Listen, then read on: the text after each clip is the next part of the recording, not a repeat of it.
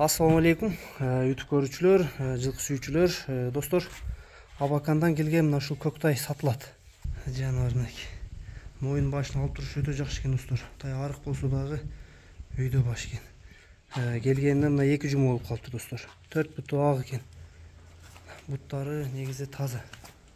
Буттарын көрсөтүп коеюн, мына эч кандай шишиген жерлери жок буттарда. 4 буту ак экен. Бир буту кичине. Аркан буттары бийик. Тайдын турушу өтө жакшы экен, достор. Болгону арык болгону эле болбосо, бир аз арыгыраак келиптир. Келгенине 2 жума болуп калыптыр. Өзү жакшы дейт, жеген ичкендери өтө жакшы экен, достор. Өзүн алып жүрүшү да жакшы экен. Тайдын аз кашказын көрсөтүп коеюн, узун кашка экен. Кашкасы, достор. Узун кашка.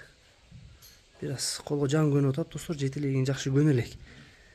Туяктар азмак сөзүп калыптыр, тегистеп кырып коюш керек экен. Бою, достор, 1,50 тегереги экен. Азыр ушундай арык кезинде 1,50 тегереги дейт бою. Плюс-минус дейт.